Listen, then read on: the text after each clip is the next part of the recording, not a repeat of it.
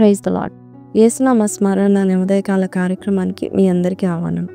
ఈ ఉదయకాలం లేచిన వెంటనే నిరీక్షణతో మరి దేవుడు మనకి మంచి జీవితం ఇస్తాడని నమ్మి విశ్వసిస్తూ ఈ వాగ్దానం వినండి. రోమీలకు రాసిన పత్రిక 5వ అధ్యాయము 5వ వచనం. ఎందుకనగా ఈ నిరీక్షణ మనలను సిగ్గుపరచదు. ఈ మాట నాకు చాలా ఇష్టము. దేవుని పట్ల మనకున్న నిరీక్షణ సిగ్గుపరచదు.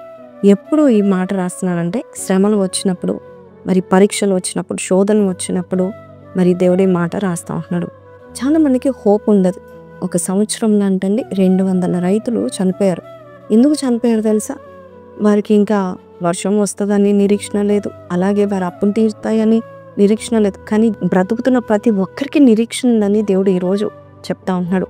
మన దేవుడు మన హోప్కి యాంకర్గా ఉన్నాడు.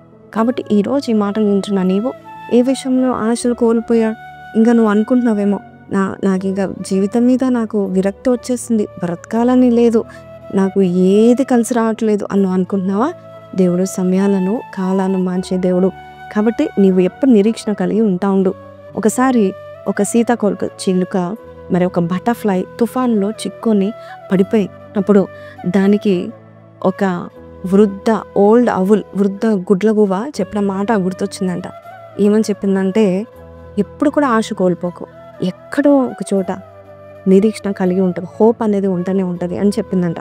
అని వెంటనే ఆ యొక్క మాటలు విన్న సీతాకోక చిలుక మరి ఆ తుఫాను గాలులలో వెళ్ళిపోయింది. ఆ గాలులతో పాటు నడవడం స్టార్ట్ చేసింది, ఎగరడం స్టార్ట్ చేసింది.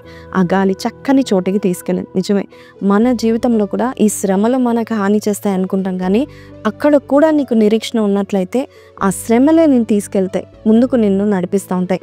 అందుకే 9వ కీర్తన 18వ వచనంలో మనం చూస్తే, బాధపరచబడి వారి యొక్క నిరీక్షణాస్పదము ఎన్నటికీ నశించదు అని ఉంటుంది. దేవుడు ఎప్పుడు కూడా నీకు హోప్ ఉంటే ఆ హోప్ని బట్టి, ఆ ఆశను బట్టి దేవుడు నీ బాధను తీర్చడానికి ఇష్టపడతా ఉంటున్నాడు. నీకు నిరీక్షణ ఉందా? ఒకవేళ ఈరోజు నీకు జాబ్ రాలేదు, ఒకవేళ ఈరోజు నీ అప్పులు తీర్చబడలేదు, ఒకవేళ ఈరోజు నువ్వు అనుకున్నది జరగట్లేదు, కానీ నిరీక్షణ పెట్టుకో, ఒక్కరోజు తప్పకుండా జరుగుతుంది. నా ప్రభు నా ప్రార్థన ఆలకిస్తానని నువ్వు పెట్టుకున్నట్లయితే ఖచ్చితంగా దేవుడు నీ జీవితంలో గొప్ప కార్యాలు చేయడానికి ఆయన ఉద్దేశం కలిగి ఉన్నాడు. కాబట్టి he's going to give you a hope and a future. కాబట్టి ఈ వాగ్దానం విన్న మీరు నాతో కలిసి ప్రార్థనలో ఏకీభవించండి.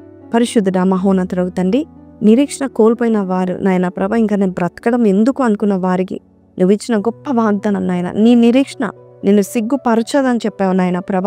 మరి అట్టి వాగ్దానం ఎవరైతే స్వీకరిస్తున్నారో, మరి ఎక్కడ బాధపడకున్నట్లు నాయన, వారు ఏదైతే హోప్ చేస్తున్నారో అదే వారి జీవితంలో ఏదైతే అనుకుంటున్నారో జరగాలని అది జరుగును గాకని ప్రకటిస్తూ నజరేయుడైన యేసు పరిశుద్ధ నామంలో అడిగి వేడుకొంచున్నాం తండ్రి, ఆమేన్. సో ప్రైజ్ లార్డ్ అండి. వాగ్దానం విన్న మీరు your hope will not be cut off. కాబట్టి కింద కామెంట్లు పెట్టండి, my hope will not be cut off, it will happen అని పెట్టండి. May God bless you. Have a blessed day. See you tomorrow. Until then take care. Praise lord.